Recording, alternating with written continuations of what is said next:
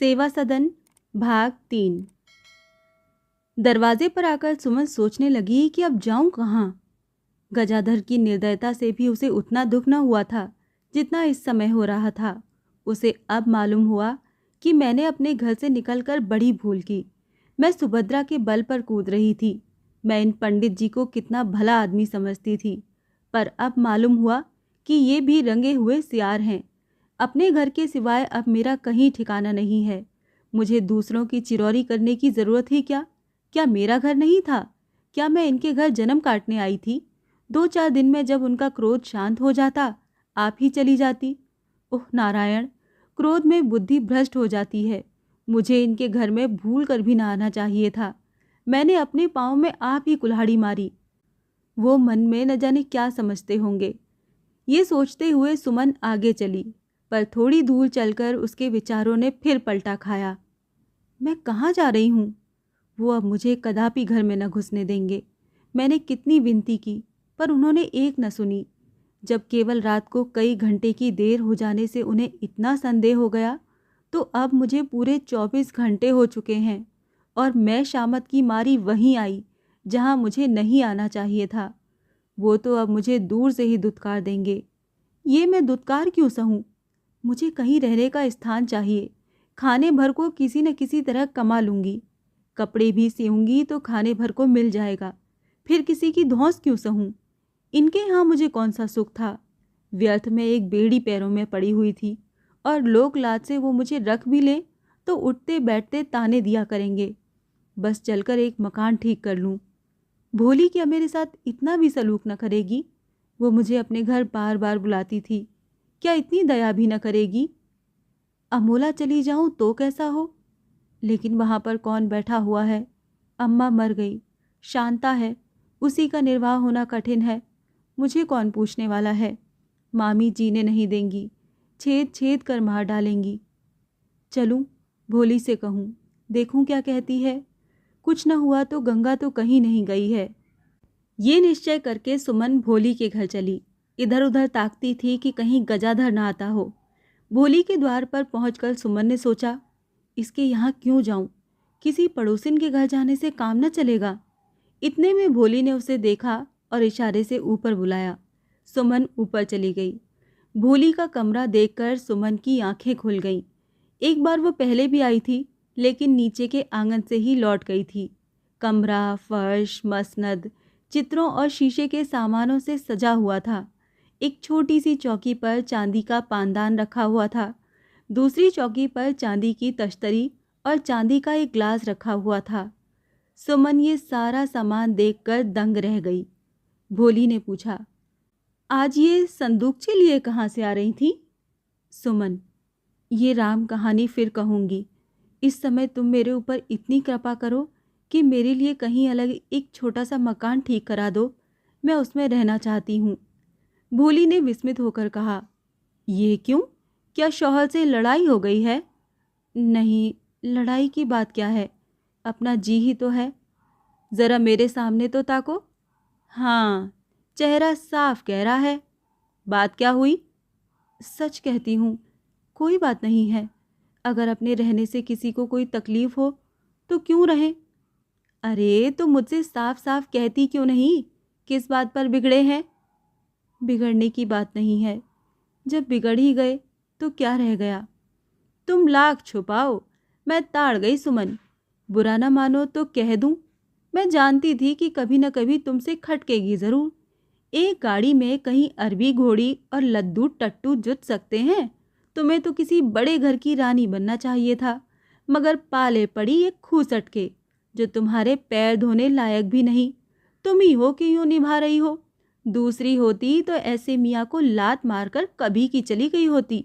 अगर अल्लाह मियाँ ने तुम्हारी शक्ल सूरत मुझे दी होती तो मैंने अब तक सोने की दीवार खड़ी कर ली होती। मगर मालूम नहीं तुम्हारी तबीयत कैसी है। तुमने शायद अच्छी तालीम नहीं पाई।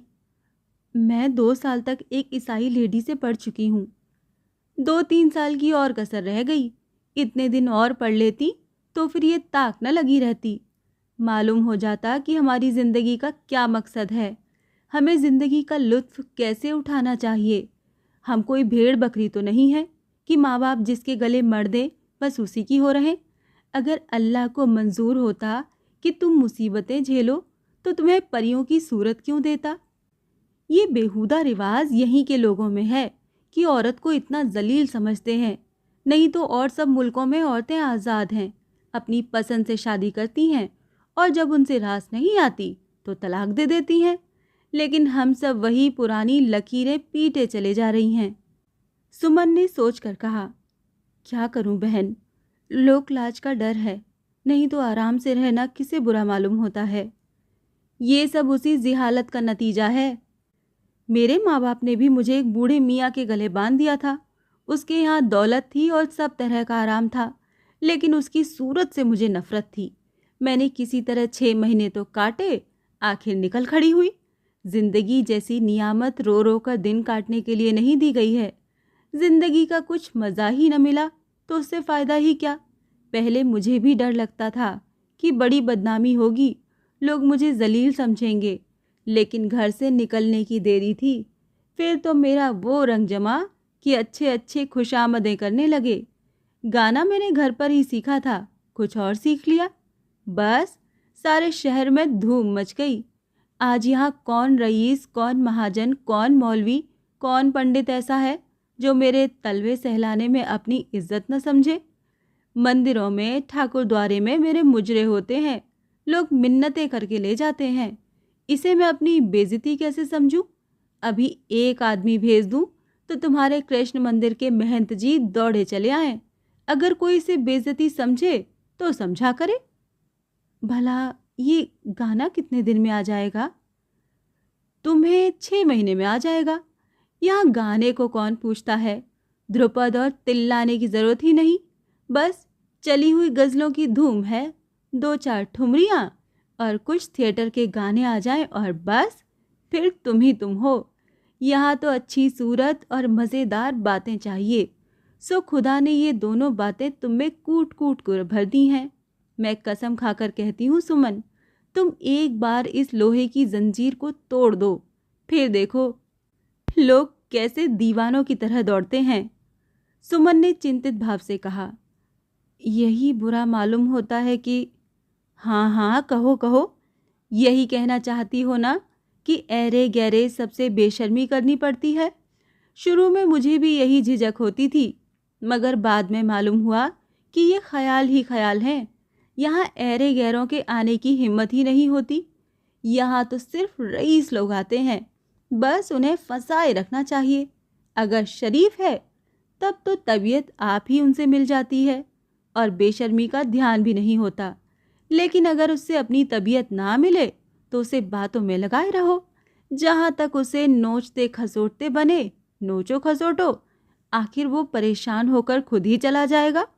उसके दूसरे भाई और आ फंसेंगे। फिर पहले पहल तो झिझक होती ही है, क्या शौहर से नहीं होती? जिस तरह धीरे धीरे उसके साथ झिझक दूर होती है, उसी तरह यहाँ होती है। सुमन ने मुस्कुराकर कहा, तुम मेरे लिए एक मकान तो ठीक करा दो। भोली ने ताड़ लिया कि मछली चारा कुतरने लगी। अब शिस्त को कड़ा करने की ज़रूरत है। बोली, तुम्हारे लिए यही घर हाजिर है, आराम से रहो। तुम्हारे साथ न रहूंगी, बदनाम हो जाओगी। क्यों? झेप कर बोली, नहीं ये बात नहीं है, खानदान की नाक कट जाएगी। तुम तो हंसी उड़ाती हो, फिर क्या पंडित गजाधर प्रसाद पांडे नाराज हो जाएंगे? अब मैं तुमसे क्या कहूँ? सुमन के पास यद्यपि भोली को जवाब देने के लिए कोई दलील न थी। भोली ने उसकी शंकाओं का मजाक उड़ाकर उन्हें पहले से ही निर्बल कर दिया था। यद्यपि अधर्म और दुराचार से आदमी को जो स्वाभाविक घृणा होती है, वो उसके हृदय को डामाडोल कर रही थी। वो इस समय अपने भावों को शब्दों में न कह सकती थी। उसकी दशा उस मनुष्य की सी थी जो किसी बाग में पके फल देखकर ललचाता है, पर माली के न रहते हुए भी उन्हें तोड़ नहीं सकता। इतने में भोली ने कहा, तो कितने किराए तक का मकान चाहती हो? मैं अभी अपने मामा को बुलाकर ताकीद कर दूं। यही 2-3 रुपए। और करोगी क्या? सिलाई का काम कर सकती हूँ। और अकेली ही रहोगी? हाँ, और कौन है? कैसी बच्चों की सी बातें कर रही हो? अरे पगली, आंखों से देखकर अंधी बनती है। भला अकेले घर में एक दिन भी तेरा निभाव होगा? दिन दहाड़े आबरू लुट जाएगी। इससे तो 1000 दर्जे यही अच्छा है कि अपने शौहर ही के पास चली जाओ। उसकी तो सूरत देखने को भी जी नहीं चाहता। अब तुमसे क्या छिपाऊं? अभी परसों वकील साहब के यहाँ तुम्हारा मुजरा हुआ था। उनकी स्त्री मुझसे प्रेम रखती है। उन्होंने मुझे मुजरा देखने को बुलाया और 12-1 बजे तक मुझे आने न दिया। जब तुम्हारा गाना हो चुका तो मैं घर आई। बस इतनी सी बात पर वो इतने बिगड़े कि जो कुछ मुंह में आया बकते रहे। यहाँ तक कि वकील साहब से पाप भी लगा दिया। कहने लगे, चली जा, अब सूरत न दिखाना। बहन, मैं ईश्वर को बीच देकर कहती हूँ, मैंने उन्हें मनाने का बड़ा यत्न किया। रोई, पैर पड़ी, पर उन्होंने घर से निकाल ही दिया। अपने घर में कोई नहीं रखता तो क्या ज़बरदस्ती है? वकील साहब के घर गई कि 10-5 दिन रहूँगी, फिर जैसा होगा देखा जाएगा। पर इस निर्दयी ने वकील साहब को बदनाम कर डाला। उन्होंने कहला भेजा कि यहाँ से चली जाओ। बहन, और सब दुख था, पर यह संतोष तो था कि नारायण इज्जत से निभाए जाते हैं। पर कलंक की कालिक मुंह पर लग ही गई। अब चाहे सिर पर जो कुछ पड़े, मगर उस घर में न जाऊंगी। ये कहते कहते सुमन की आंखें भर आईं। भोली ने दिलासा देकर कहा, अच्छा पहले हाथ मुंह धो डालो, कुछ नाश्ता कर लो, फिर सलाह होगी। मालूम होता है कि तुम्हें रात भर नींद नहीं आई। यहाँ पानी मिल जाएगा? भोली ने मुस्कुराकर कहा, सब इंतज़ाम हो जाएगा। मेरा कहार हिंदू है। यहाँ कितने ही हिंदू आया करते हैं, उनके लिए एक हिंदू कहार रख लिया है। भोली की बूढ़ी मामी सुमन को गुसल खाने में ले गई। वहाँ साबुन से स्नान किया। तब मामी ने उसके बाल गूंथे। एक नई रेशमी साड़ी पहनने के लिए लाई। सुमन जब ऊपर आई और भोली ने उसे देखा तो मुस्कुरा कर बोली, ज़रा जाकर आईने में मुंह देख लो। सुमन शीशे के सामने गई। उसे मालूम हुआ कि सौंदर्य की मूर्ति सामने खड़ी है। सुमन अपने को कभी इतना सुंदर न समझती थी। लज्जा युक्त अभिमान से मुख कमल खिल उठा और आंखों में नशा छा गया। वो एक कोच पर लेट गई। भोली ने अपनी मामी से कहा, क्यों जहूरन, अब तो सेठ जी आ जाएंगे पंजे में। जहूरन बोली, तलवे सहलाएंगे तलवे। थोड़ी देर में कहार मिठाइयाँ लाया।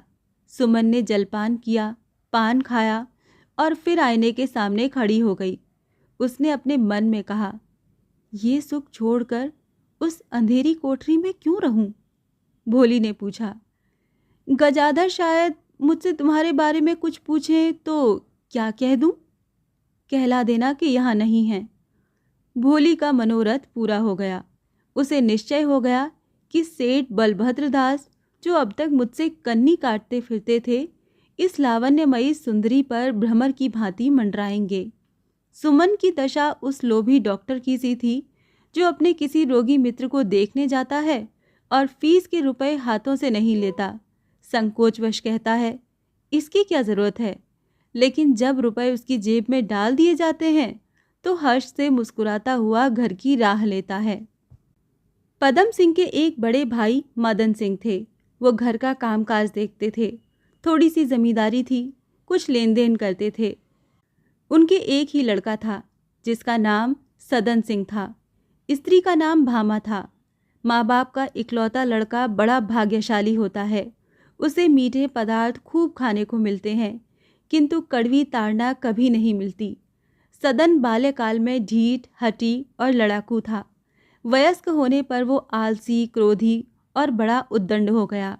माँ बाप को ये सब मंजूर था। वो चाहे कितना ही बिगड़ जाए, पर आँख के सामने से न टले। उससे एक दिन का बिछोह भी न सह सकते थे। पदम सिंह ने कितनी ही बार अनुरोध किया कि इसे मेरे साथ जाने दीजिए, मैं इसका नाम किसी अंग्रेजी मदरसे में लिख दूंगा, किंतु माँ बाप ने कभी स्वीकार नहीं किया। सदन ने अपने कस्बे ही के मदरसे में उर्दू और हिंदी पढ़ी थी। भामा के विचार में उसे इससे अधिक विद्या की ज़रूरत ही नहीं थी। घर में खाने को बहुत है, वन वन की पत्ती कौन तुड़वाए, बला से न पढ़ेगा आंखों से देखते तो रहेंगे। सदन अपने चाचा के साथ जाने के लिए बहुत उत्सुक रहता था। उनके साबुन, तौलिए, जूते, स्लीपर, घड़ी और कॉलर को देखकर उसका जी बहुत लहराता था। घर में सब कुछ था, पर ये फैशन की सामग्रियां कहाँ? उसका जी चाहता मैं भी चाचा की तरह कपड़ों में सुसज्जित होकर टमटम पर हवा खाने निकलूं। वो अपने चाचा का बड़ा सम्मान करता था, उनकी कोई बात न टालता, माँ बाप की बातों पर कान न धरता, प्राय सम्मुख विवाद करता, लेकिन चाचा के सामने वो शराफत का पुतला बन जाता था। उनके ठाट बाट ने उसे वशीभूत कर लिया था। पदम सिंह घर आते तो सदन के लिए अच्छे अच्छे कपड़े और जूते लाते। सदन इन चीज़ों पर लहालोट हो जाता। होली के दिन पदम सिंह अवश्य घर आया करते थे। अब की भी 1 सप्ताह पहले उनका पत्र आया था कि हम आएंगे। सदन रेशमी अचकन और वार्निशदार जूते के स्वप्न देख रहा था। होली के 1 दिन पहले मदन सिंह ने स्टेशन पर पालकी भेजी। प्रातःकाल भी, संध्या भी। दूसरे दिन भी दोनों जून सवारी गई, लेकिन वहां तो भोलीबाई के मुजरे की ठहर हो चुकी थी। घर कौन आता? ये पहली होली थी कि पदम सिंह घर नहीं आए। भामा रोने लगी। सदन के नैराश्य की तो कोई सीमा ही न थी। न कपड़े न लत्ते, होली कैसे खेले? मदन सिंह भी मन मार बैठे थे। एक उदासी सी छाई हुई थी। गांव की रमणियां होली खेलने आई। भामा को उदास देखकर तसल्ली देने लगी। बहन, पराया कभी अपना नहीं होता। वहां दोनों जने शहर की बहार देखते होंगे, गांव में क्या करने आते। गाना बजाना हुआ पर भामा का मन न लगा। मदन सिंह होली के दिन खूब भांग पिया करते थे। आज भांग छुई तक नहीं। सदन सारे दिन नंगे बदन मुंह लटकाए बैठा था। संध्या को माँ से जाकर बोला, मैं चाचा के पास जाऊंगा। भामा, वहां तेरा कौन बैठा हुआ है? क्यों, चाचा नहीं है? अब वो चाचा नहीं है, वहां कोई तुम्हारी बात भी न पूछेगा। मैं तो जाऊंगा। एक बार कह दिया, मुझसे दिक मत करो। वहां जाने को मैं न कहूंगी। ज्यों ज्यों भामा मना करती थी, सदन जिद पकड़ता था। अंत में वो झुंझलाकर वहां से उठ गई। सदन भी बाहर चला आया। जिद सामने की चोट नहीं सह सकती, उस पर बगली वार करना चाहिए। सदन ने मन में निश्चय किया कि चाचा के पास भाग चलना चाहिए। न जाऊं तो ये लोग कौन मुझे रेशमी अचकन बनवा देंगे। बहुत प्रसन्न होंगे तो एक नैन सुख का कुर्ता सिलवा देंगे। एक मोहन माला बनवाई है तो जानते होंगे जग जीत लिया। एक जोशन बनवाया है तो सारे गांव में दिखाते फिरते हैं, मानो अब मैं जोशन पहन कर बैठूंगा। मैं तो जाऊंगा, देखूं कौन रोकता है। ये निश्चय करके वो अवसर ढूंढने लगा। रात को जब सब लोग सो गए तो चुपके से उठकर घर से निकल खड़ा हुआ। स्टेशन वहां से 3 मील के लगभग था। चौथ का चांद डूब चुका था। अंधेरा छाया हुआ था। गांव के निकास पर बांस की एक कोठी थी। सदन वहां पहुंचा तो कुछ चूं चूं की आवाज़ सुनाई दी। उसका कलेजा सन्न हो गया, लेकिन शीघ्र ही मालूम हो गया कि बांस आपस में रगड़ खा रहे हैं। ज़रा और आगे एक आम का पेड़ था। बहुत दिन हुए इस पर से एक कुर्मी का लड़का गिरकर मर गया था। सदन वहां पहुंचा तो उसे शंका हुई जैसे कोई खड़ा है। उसके रोंगटे खड़े हो गए, सिर में चक्कर सा आने लगा, लेकिन मन को संभाल कर जरा ध्यान से देखा तो कुछ न था। लपक कर आगे बढ़ा, गांव से बाहर निकल गया। गांव से 2 मील पर पीपल का एक वृक्ष था। ये जनश्रुति थी कि वहां भूतों का अड्डा है। सब के सब उसी वृक्ष पर रहते हैं। एक कमली वाला मृत भूत उनका सरदार है। वो मुसाफिरों के सामने काली कमली ओढ़े, खड़ाऊं पहने आता है और हाथ फैलाकर कुछ मांगता है। मुसाफिर ज्यों ही देने के लिए हाथ बढ़ाता है, वो अदृश्य हो जाता है। मालूम नहीं इस क्रीड़ा से उसका क्या प्रयोजन था। रात को कोई आदमी उस रास्ते से अकेले ना आता, और जो कोई साहस करके चला जाता वो कोई न कोई अलौकिक बात अवश्य देखता। कोई कहता गाना हो रहा था, कोई कहता पंचायत बैठी हुई थी। सदन को अब यही एक शंका और थी। वो पहले से ही हृदय को स्थिर किए हुए था, लेकिन ज्यों ज्यों वो स्थान समीप आता था, उसका हिया बर्फ के समान पिघलता जाता था। जब एक फलांग शेष रह गया तो उसके पग न उठे। जमीन पर बैठ गया और सोचने लगा कि क्या करूं। चारों ओर देखा, कहीं कोई आदमी न दिखाई दिया। यदि कोई पशु ही नजर आता तो उसे धैर्य हो जाता। आधे घंटे तक वो किसी आने जाने वाले की राह देखता रहा, पर देहात का रास्ता रात को नहीं चलता। उसने सोचा, कब तक यहाँ बैठा रहूँगा? 1 बजे रेल आती है, देर हो जाएगी तो सारा खेल ही बिगड़ जाएगा। अतएव वो हृदय में बल का संचार करके उठा और रामायण की चौपाइयाँ उच्च स्वर से गाता हुआ चला।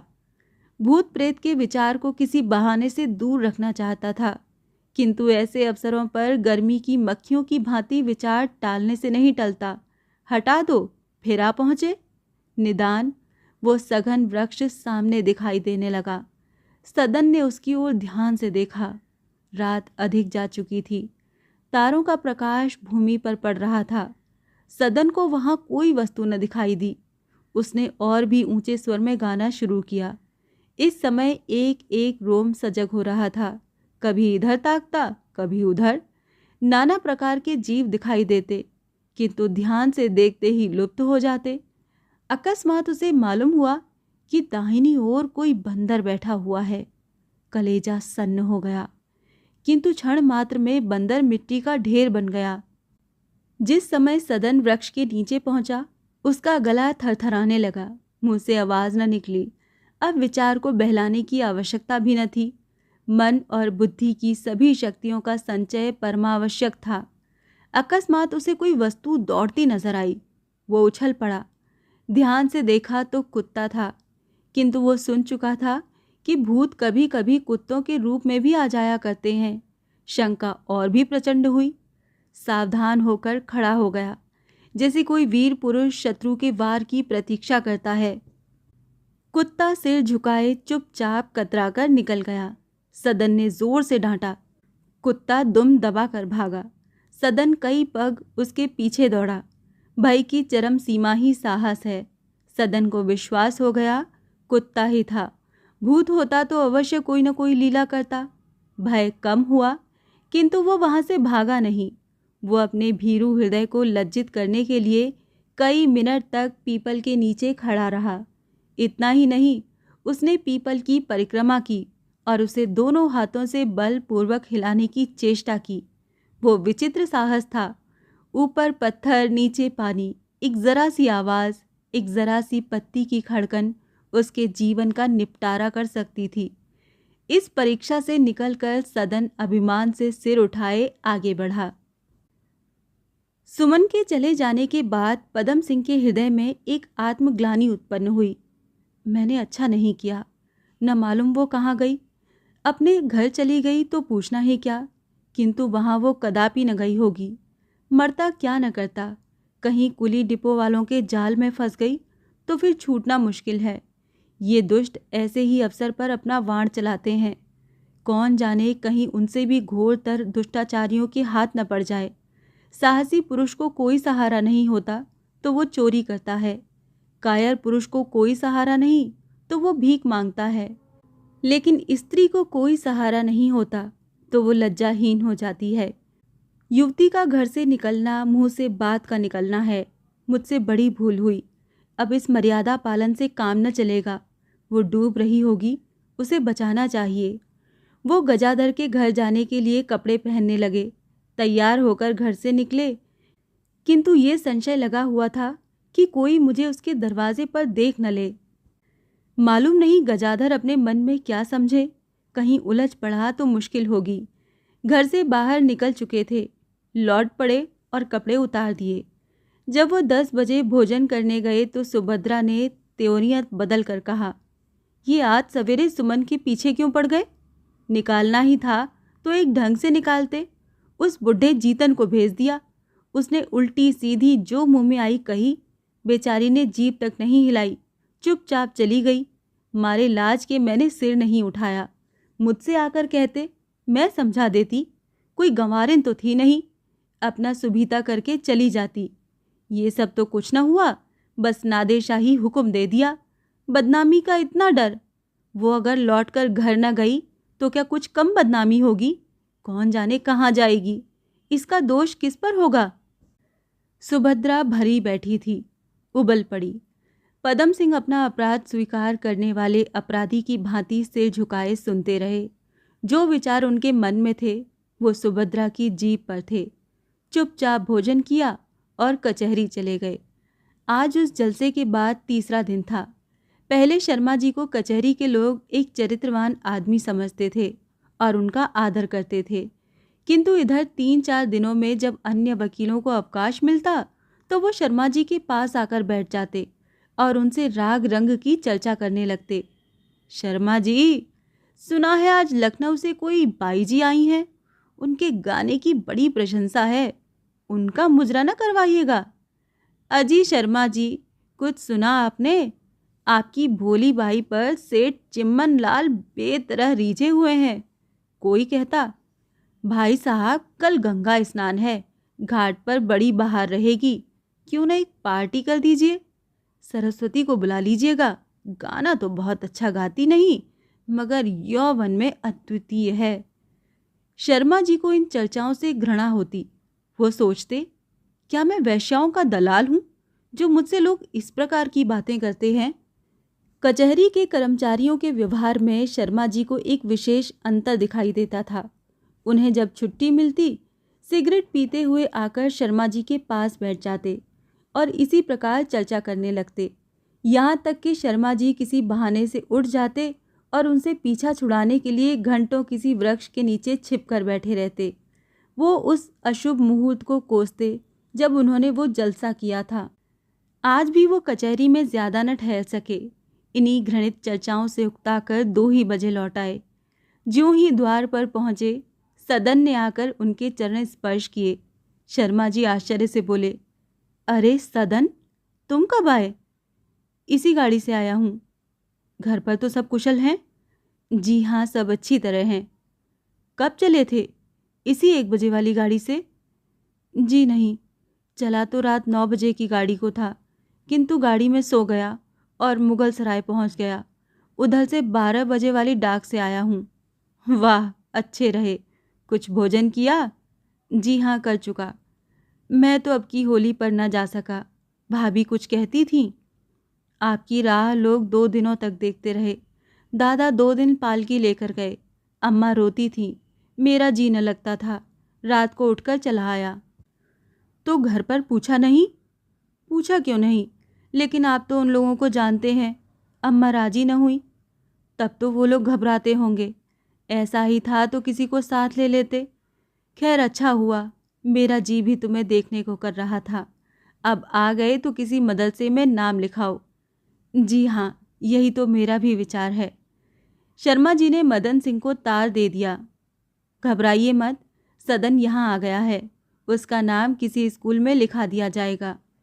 तार देकर फिर सदन से गांव घर की बातें करने लगे। कोई कुर्मी, कहार, लुहार, चमार ऐसा न बचा जिसके संबंध में शर्मा जी ने कुछ न कुछ पूछा न हो। ग्रामीण जीवन में एक प्रकार की ममता होती है जो नागरिक जीवन में नहीं पाई जाती। एक प्रकार का स्नेह संबंध होता है जो सब प्राणियों को, चाहे छोटे हों या बड़े, बांधे रहता है। संध्या हो गई। शर्मा जी सदन के साथ सैर को निकले, किंतु बेनी बाग या क्वींस पार्क की ओर न जाकर वो दुर्गा कुंड और कान्हा जी की धर्मशाला की ओर गए। उनका चित्त चिंताग्रस्त हो रहा था। आंखें इधर उधर सुमन को खोजती फिरती थीं।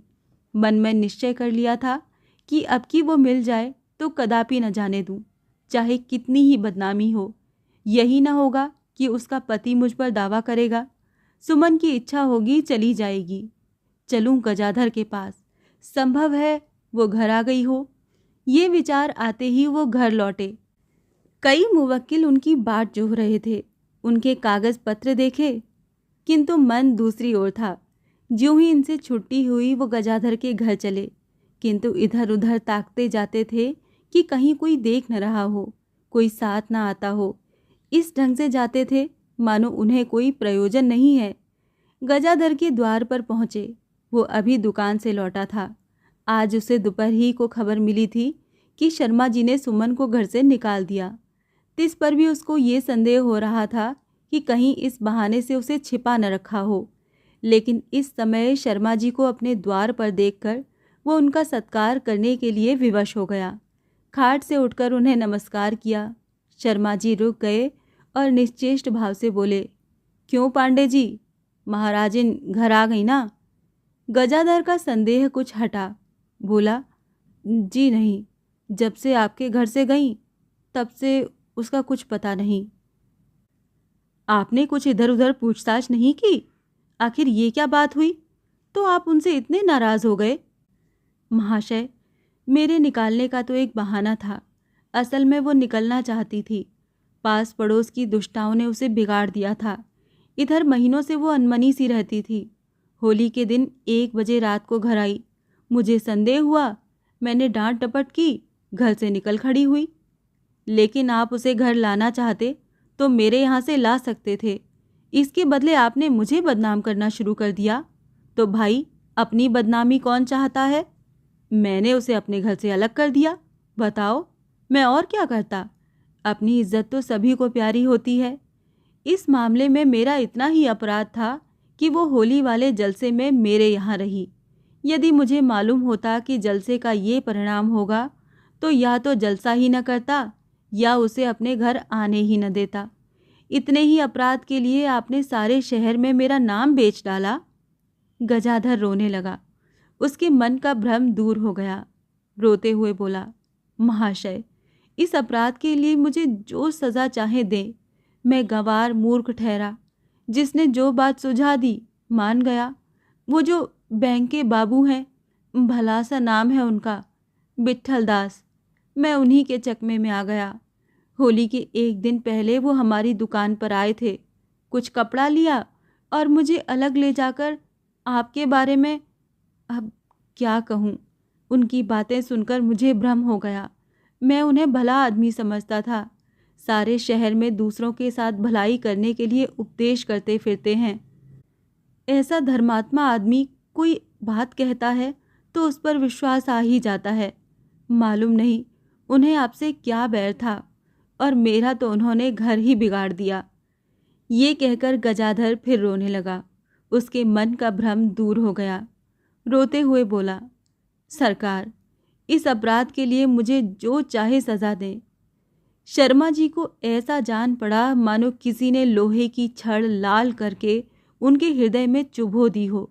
माथे पर पसीना आ गया। वो सामने से तलवार का वार रोक सकते थे, किंतु पीछे से सुई की नोक भी उनकी सहन शक्ति से बाहर थी। विट्ठल दास उनके परम मित्र थे। शर्मा जी उनकी इज्जत करते थे। आपस में बहुधा मतभेद होने पर भी वो उनके पवित्र उद्देश्यों का आदर करते थे। ऐसा व्यक्ति जानबूझकर जब किसी पर कीचड़ फेंके तो इसके सिवाय और क्या कहा जा सकता है कि शुद्ध विचार रखते हुए भी वो क्रूर है।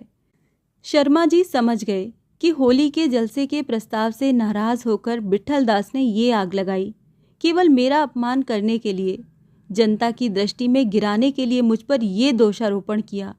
क्रोध से कांपते हुए बोले, तुम उनके मुंह पर कहोगे? हाँ, सांच को क्या आँच। चलिए, मैं अभी उनके सामने कह दूं। मजाल है कि वो इनकार कर जाएं। क्रोध के आवेग में शर्मा जी चलने को प्रस्तुत हो गए, किंतु इतनी देर में आंधी का वेग कुछ कम हो चला था। संभल गए। इस समय वहां जाने से बात बढ़ जाएगी, ये सोचकर गजाधर से बोले, अच्छी बात है, जब बुलाऊं तो चले आना, मगर निश्चिंत मत बैठो, महाराजिन की खोज में रहो। समय बुरा है, जो खर्च की ज़रूरत हो वो मुझसे लो। ये कहकर शर्मा जी घर चले गए। विट्ठल दास की गुप्त छुरी के आघात ने उन्हें निस्तेज बना दिया था। वो यही समझते थे कि विट्ठल दास ने केवल द्वेष के कारण ये षड्यंत्र रचा है। ये विचार शर्मा जी के ध्यान में भी न आया कि संभव है उन्होंने जो कुछ कहा है वो शुभ चिंताओं से प्रेरित होकर कहा हो और उस पर विश्वास करते हों। दूसरे दिन पदम सिंह सदन को लेकर किसी स्कूल में दाखिल कराने चले, किंतु जहां गए साफ जवाब मिला, स्थान नहीं है। शहर में 12 पाठशालाएं थीं, लेकिन सदन के लिए कहीं स्थान न था। शर्मा जी ने विवश होकर निश्चय किया कि मैं स्वयं पढ़ाऊंगा। प्रातःकाल तो मुवक्किलों के मारे अवकाश ही नहीं मिलता। कचहरी से आकर पढ़ाते, किंतु एक ही सप्ताह में हिम्मत हार बैठे। कहाँ कचहरी से आकर पत्र पढ़ते थे, कभी हारमोनियम बजाते, कहाँ अब एक बूढ़े तोते को रटाना पड़ता था। वो बार बार झुंझलाते। उन्हें मालूम होता कि सदन मंद बुद्धि है। यदि वो कोई पढ़ा हुआ शब्द पूछ बैठता तो शर्मा जी झल्ला पड़ते। वो स्थान उलट पलट कर दिखाते जहाँ वो शब्द प्रथम आया था, फिर प्रश्न करते और सदन ही से उस शब्द का अर्थ निकलवाते। इस उद्योग में काम कम होता था किंतु उलझन बहुत थी। सदन भी उनके सामने पुस्तक खोलते हुए डरता। वो पछताता कि कहाँ से कहाँ आ गया। इससे तो गांव ही अच्छा था। 4 पंक्तियां पढ़ाएंगे लेकिन घंटों बिगड़ेंगे। पढ़ा चुकने के बाद शर्मा जी कुछ थक से जाते। सैर करने को जी भी नहीं चाहता। उन्हें विश्वास हो गया कि इस काम की क्षमता मुझ में नहीं है। मोहल्ले में एक मास्टर साहब रहते थे। उन्होंने 20 रुपये मासिक पर सदन को पढ़ाना स्वीकार किया। अब ये चिंता हुई कि ये रुपए आए कहाँ से। शर्मा जी फैशनेबल आदमी थे। खर्च का पल्ला सदा दबा ही रहता। फैशन का बोझ अखरता तो अवश्य था किंतु उसके सामने कंधा न डालते थे। बहुत देर तक एकांत में बैठे सोचते रहे किंतु बुद्धि ने कुछ काम न किया। तब सुभद्रा के पास जाकर बोले, मास्टर 20 रुपये पर राजी है। सुभद्रा, तो क्या मास्टर ही न मिलते थे? मास्टर तो एक नहीं 100 हैं। रुपए कहाँ हैं? रुपए भी ईश्वर कहीं से देंगे ही। मैं तो कई साल से देख रही हूँ, ईश्वर ने कभी विशेष कृपा नहीं की। बस इतना दे देते हैं कि पेट की रोटियां चल जाएं। वही तो ईश्वर हैं। तो तुम ही कोई उपाय निकालो। मुझे जो कुछ देते हो मत देना बस। तुम तो जरा सी बात पर चिढ़ जाती हो। चिढ़ने की बात ही करते हो। आय व्यय तुमसे छिपा नहीं है। मैं और कौन सी बचत निकाल दूंगी? दूध घी की तुम्हारे यहाँ नदियाँ नहीं बहती। मिठाई मुरब्बे में कभी फफूंदी नहीं लगी। कहारिन के बिना काम चलने का ही नहीं, महाराजिन का होना जरूरी है। और किस खर्चे में कमी करने को कहते हो? दूध ही बंद कर दो। हाँ, बंद कर दो, मगर तुम न पियोगे। सदन के लिए तो लेना ही होगा। शर्मा जी फिर सोचने लगे। पान तंबाकू का खर्च 10 रुपये मासिक से कम न था। और भी कई छोटी मोटी मदों में कुछ न कुछ बचत हो सकती थी किंतु उनकी चर्चा करने से सुभद्रा की अप्रसन्नता का भय था। सुभद्रा की बातों से उन्हें स्पष्ट विदित हो गया था कि इस विषय में उसे मेरे साथ सहानुभूति नहीं है। मन में बाहर के खर्च का लेखा जोड़ने लगे। अंत में बोले, क्यों, रोशनी और पंखे के खर्च में कुछ किफ़ायत हो सकती है? हाँ, हो सकती है। रोशनी की क्या आवश्यकता है? सांझी से बिछावन पर पड़ रहे हैं। यदि कोई मिलने मिलाने आएगा तो आप ही चिल्लाकर चला जाएगा। या घूमने निकल गए, 9 बजे लौटकर आए और पंखा तो हाथ से ही जला जा सकता है। क्या जब बिजली नहीं थी तो लोग गर्मी के मारे बावले हो जाते थे? घोड़े के रातिब में कमी कर दूं? हाँ, ये दूर की सूझी। घोड़े की रातिब दिया ही क्यों जाए?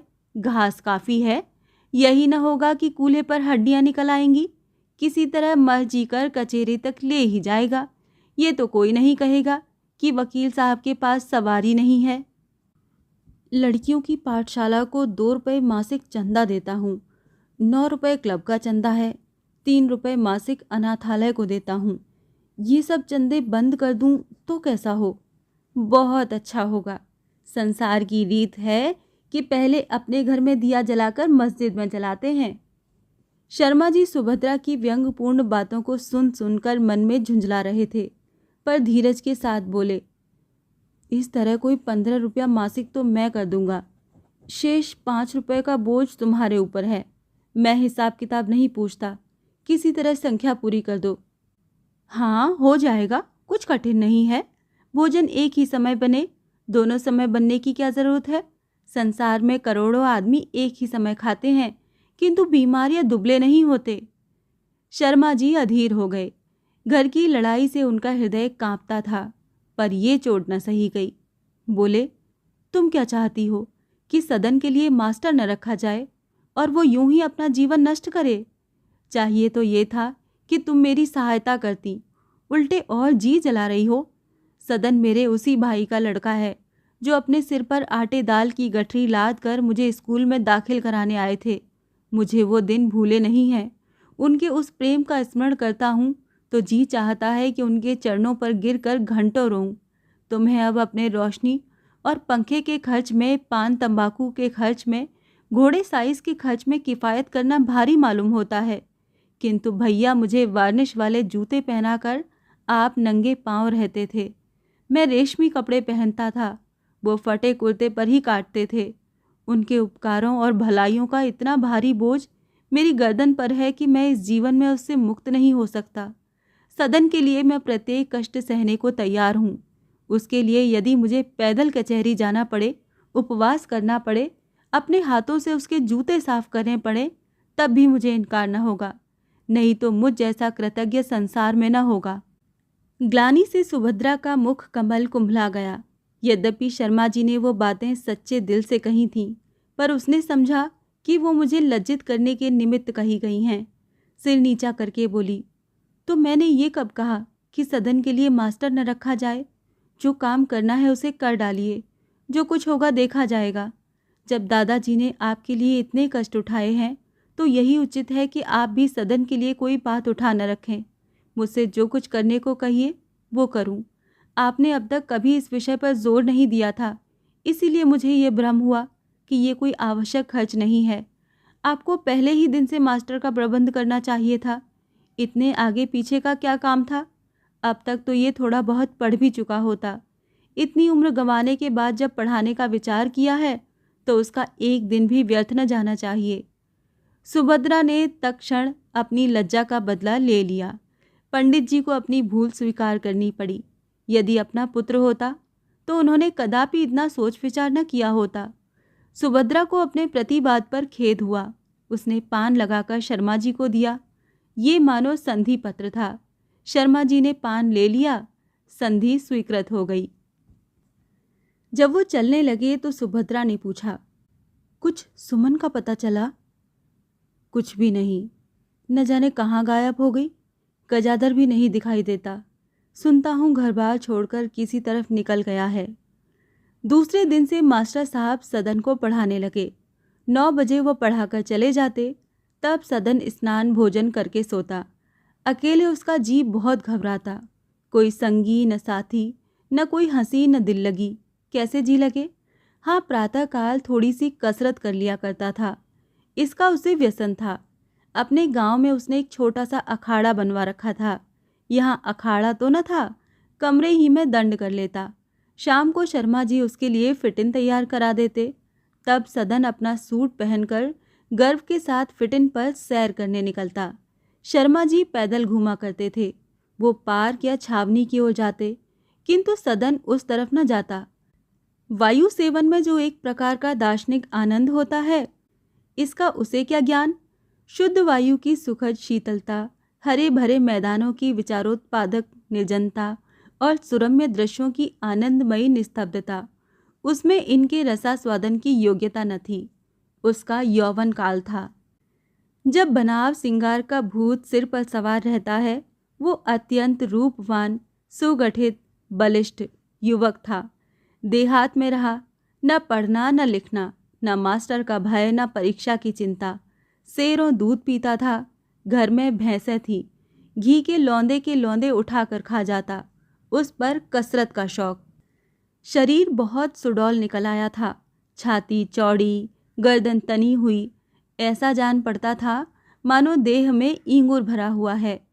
उसके चेहरे पर वो गंभीरता और कोमलता न थी जो शिक्षा और ज्ञान से उत्पन्न होती है। उसके मुख से वीरता और उद्दंडता झलकती थी। आंखें मतवाली, सतेज और चंचल थीं। वो बाग का कलमी पौधा नहीं, वन का सुदृढ़ वृक्ष था। निर्जन पार्क या मैदान में उस पर किसकी निगाह पड़ती? कौन उसके रूप और यौवन को देखता? इसीलिए वो कभी दाल मंडी की तरफ जाता, कभी चौक की तरफ। उसके रंग रूप ठाट बाट पर बूढ़े जवान सबकी आंखें उठ जातीं। युवक उसे ईर्ष्या से देखते, बूढ़े स्नेह से। लोग राह चलते चलते उसे एक आंख देखने के लिए ठिठक जाते। दुकानदार समझते कि ये किसी रईस का लड़का है। इन दुकानों के ऊपर सौंदर्य का बाजार था। सदन को देखते ही उस बाजार में एक हलचल मच जाती। वेश्याएं छज्जों पर आकर खड़ी हो जाती। और प्रेम कटाक्ष के बाण उस पर चलाती। देखें, ये बहका हुआ कबूतर किस छतरी पर उतरता है, ये सोने की चिड़िया किस जाल में फंसती है। सदन में विवेक तो था नहीं जो सदाचरण की रक्षा करता, उसमें वो आत्मसम्मान भी नहीं था जो आंखों को ऊपर नहीं उठने देता। उसकी फिटन बाजार में बहुत धीरे धीरे चलती। सदन की आंखें उन्हीं रमणियों की ओर लगी रहती। यौवन के पूर्व काल में हम अपनी कुवासनाओं के प्रदर्शन पर गर्व करते हैं, उत्तर काल में अपने सद्गुणों के प्रदर्शन पर। सदन अपने को रसिया दिखाना चाहता था, प्रेम से अधिक बदनामी का आकांक्षी था। इस समय यदि उसका कोई अभिन्न मित्र होता तो सदन उससे अपने कल्पित दुष्प्रेम की विस्मृत कथाएं वर्णन करता। धीरे धीरे सदन के चित्त की चंचलता यहाँ तक बढ़ी कि पढ़ना लिखना सब छूट गया। मास्टर आते और पढ़ाकर चले जाते, लेकिन सदन को उनका आना बहुत बुरा मालूम होता। उसका मन हर घड़ी बाजार की ओर लगा रहता। वही दृश्य आंखों में फिरा करते। रमणियों के हाव भाव और मृदु मुस्कान के स्मरण में मगन रहता। इस भांति दिन काटने के बाद ज्यों ही शाम होती, वो बन ठनकर दाल मंडी की ओर निकल जाता। अंत में इस कुप्रवृत्ति का फल वही हुआ जो सदैव हुआ करता है। 3-4 मास में उसका संकोच उड़ गया। फिटन पर 2 आदमी दूतों की तरह उसके सिर पर सवार रहते, इसीलिए वो इस बाग के फूलों में हाथ लगाने का साहस न कर सकता था। वो सोचने लगा कि किसी भांति इन दूतों से गला छुड़ाऊं। सोचते सोचते उसे एक उपाय सूझ गया। एक दिन उसने शर्मा जी से कहा, चाचा, मुझे एक अच्छा सा घोड़ा ले दीजिए। फिटन पर अपाहिजों की तरह बैठे रहना कुछ अच्छा नहीं मालूम होता। घोड़े पर सवार होने से कसरत भी हो जाएगी और मुझे सवारी का अभ्यास भी हो जाएगा। जिस दिन से सुमन गई थी, शर्मा जी कुछ चिंता तो रहा करते थे। वो वकील लोग कहते कि आजकल इन्हें न जाने क्या हो गया है, बात बात पर झुंझला जाते हैं। हमारी बात ही न सुनेंगे तो बहस क्या करेंगे। जब हमको मेहनताना देना है तो क्या यही एक वकील हैं? गली गली तो मारे मारे फिरते हैं। इससे शर्मा जी की आमदनी दिन प्रतिदिन कम होती जाती थी। ये प्रस्ताव सुनकर चिंतित स्वर में बोले, अगर इसी घोड़े पर जीन खिंचा लो तो कैसा हो? 2-4 दिन में निकल जाएगा। जी नहीं, बहुत दुर्बल है, सवारी में न ठहरेगा। कोई चाल भी तो नहीं, न कदम न सरपट। कचहरी से थका मांदा आएगा तो क्या चलेगा? शर्मा जी ने चाहा कि इस तरह बात टाल दूं। मामूली घोड़ा भी 250-300 से कम में न आएगा।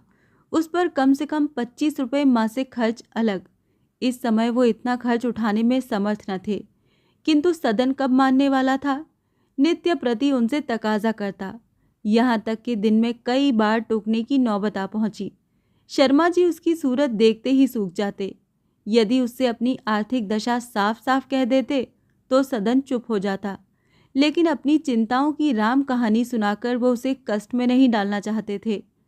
सदन ने अपने दोनों साइसों से कह रखा था कि कहीं घोड़ा बिकाऊ हो तो हमसे कहना। साइसों ने दलाली के लोभ से दत्तचित्त होकर तलाश की, घोड़ा मिल गया। डिग्वी नाम के एक साहब विलायत जा रहे थे, उनका घोड़ा बिकने वाला था।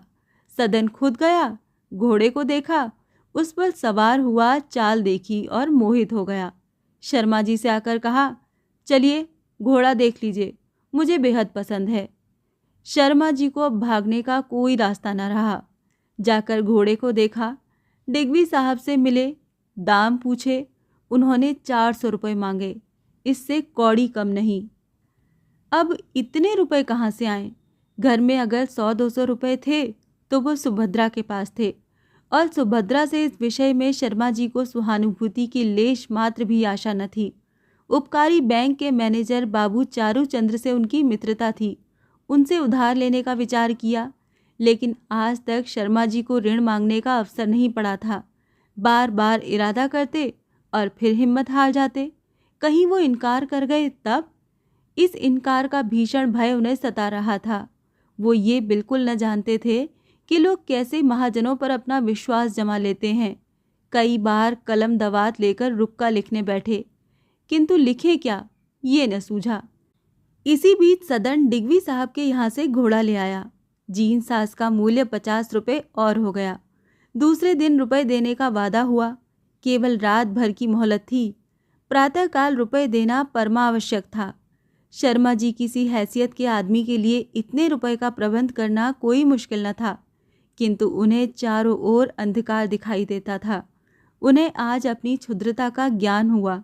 जो आदमी कभी पहाड़ पर नहीं चढ़ा, उसका सिर एक छोटे से टीले पर भी चक्कर खाने लगता है। इस दुर्वस्था में सुभद्रा के सिवाय उन्हें कोई अवलंब न सूझा। उसने उनकी रोनी सूरत देखी तो पूछा, आज इतने उदास क्यों हो? जी तो अच्छा है। शर्मा जी ने सिर झुकाकर उत्तर दिया, हाँ जी तो अच्छा है। तो चेहरा क्यों उतरा है? क्या बताऊं, कहा नहीं जाता। सदन के मारे परेशान हूं। कई दिन से घोड़े की रट लगाए हुए था। आज डिग्बी साहब के यहाँ से घोड़ा ले आया। 450 रुपये के मत्थे डाल दिया।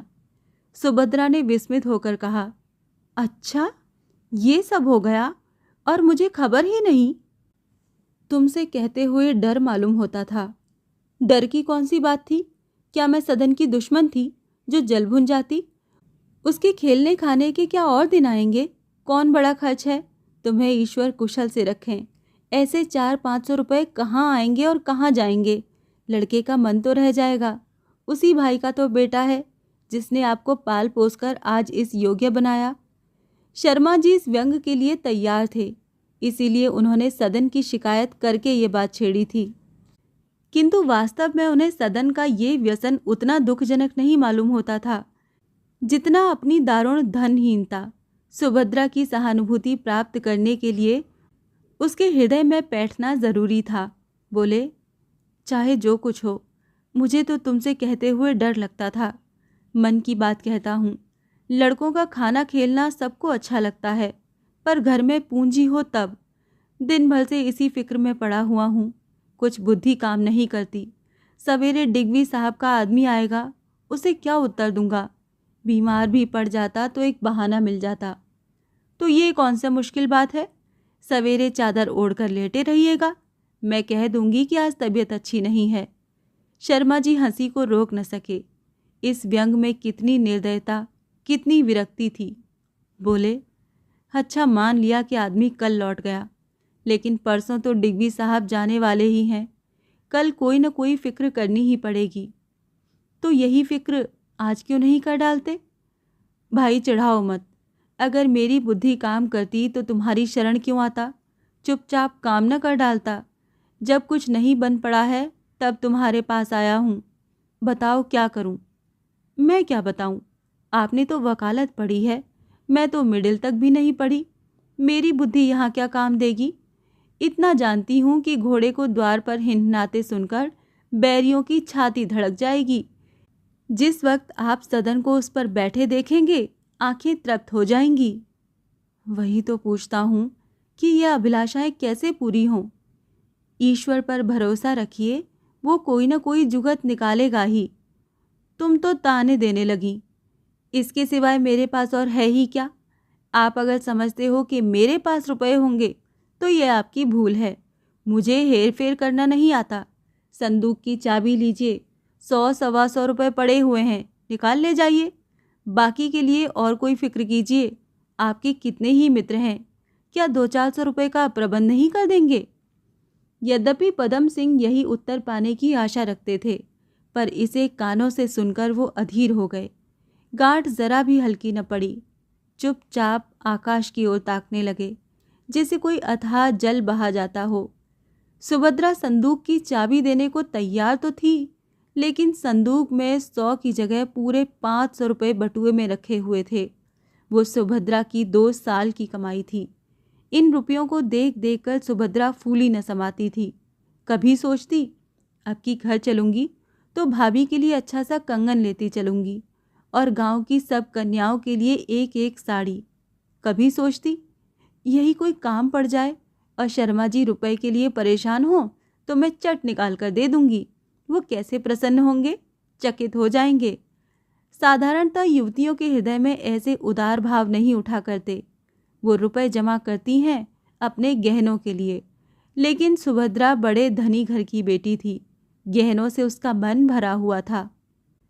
उसे रुपयों का जरा भी लोभ न था। हाँ, एक ऐसे अनावश्यक कार्य के लिए उन्हें निकालने में कष्ट होता था, पर पंडित जी की रोनी सूरत देखकर उसे दया आ ही गई। बोली, आपने बैठे बिठाई ये चिंता अपने सिर ली। सीधी सी तो बात थी, कह देते भाई रुपए नहीं है, तब तक किसी तरह काम चलाओ। इस तरह मन बढ़ाना कौन सी अच्छी बात है। आज घोड़े की जिद की है, कल मोटर कार की धुन होगी, तब क्या कीजिएगा। माना कि दादा ने आपके साथ बड़े अच्छे सलूक किए हैं, लेकिन सब काम अपनी हैसियत देकर ही किए जाते हैं। दादा ये सुनकर आपसे खुश न होंगे। ये कहकर वो झमक कर उठी और संदूक में से रुपयों की 5 पोटलियां निकाल लाई। उन्हें पति के सामने पटक दिया और कहा, ये लीजिए 500 रुपये हैं, जो चाहे कीजिए। रखे रहते तो आप ही के काम आते, पर ले जाइए, किसी भांति आपकी चिंता तो मिटे। अब संदूक में फूटी कौड़ी भी नहीं है। पंडित जी ने हकबकाकर रुपयों की ओर कातर नेत्रों से देखा, पर उन पर टूटे नहीं। मन का बोझ हल्का अवश्य हुआ, चेहरे से चित्त की शांति झलकने लगी, किंतु वो उल्लास, वो बिहलता जिसकी सुभद्रा को आशा थी, दिखाई न दी। एक ही क्षण में वो शांति की झलक भी मिट गई। खेद और लज्जा का रंग प्रकट हुआ। इन रुपयों में हाथ लगाना उन्हें अति अनुचित प्रतीत हुआ। सोचने लगे, मालूम नहीं सुभद्रा ने किस नीयत से ये रुपए बचाए थे, मालूम नहीं इनके लिए कौन कौन से कष्ट सहे थे। सुभद्रा ने पूछा, सैंत का धन पाकर भी प्रसन्न नहीं हुए? शर्मा जी ने अनुग्रहपूर्ण दृष्टि से देखकर कहा, क्या प्रसन्न हूँ, तुमने नाहक ये रुपए निकाले। मैं जाता हूँ, घोड़े को लौटा दूंगा, कह दूंगा सितारा पेशानी है, या और कोई दोष लगा दूंगा। सदन को बुरा लगेगा, इसके लिए क्या करूं? यदि रुपए देने से पहले सुभद्रा ने ये प्रस्ताव किया होता तो शर्मा जी बिगड़ जाते, इसे सज्जनता के विरुद्ध समझते और सुभद्रा को आड़े हाथों लेते। पर इस समय सुभद्रा के आत्मोत्सर्ग ने उन्हें वशीभूत कर लिया था। समस्या ये थी कि घर में सज्जनता दिखाएं या बाहर। उन्होंने निश्चय किया कि घर में इसकी आवश्यकता है, किंतु हम बाहर वालों की दृष्टि में मान मर्यादा बनाए रखने के लिए घर वालों की कब परवाह करते हैं। सुभद्रा विस्मित होकर बोली, ये क्या, इतनी जल्दी काया पलट हो गई? जानवर लेकर उसे लौटा दोगे तो क्या बात रह जाएगी? यदि डिगवी साहब फेर भी लें तो ये उनके साथ कितना अन्याय है। वो बेचारे विलायत जाने के लिए तैयार बैठे हैं, उन्हें ये बात कितनी अखरेगी? नहीं, ये छोटी सी बात है। रुपए ले जाइए, दे दीजिए। रुपया इन्हीं दिनों के लिए जमा किया जाता है, मुझे इनकी कोई ज़रूरत नहीं है। मैं सहर्ष दे रही हूँ। यदि ऐसा ही है तो मेरे रुपए फेर दीजिएगा, ऋण समझ कर लीजिए। बात वही थी, पर ज़रा बदले हुए रूप में शर्मा जी ने प्रसन्न होकर कहा, हाँ, इस शर्त पर ले सकता हूँ, मासिक किश्त बांधकर अदा करूँगा। इससे आगे की कहानी जानने के लिए सुनिए सेवा सदन का अगला भाग।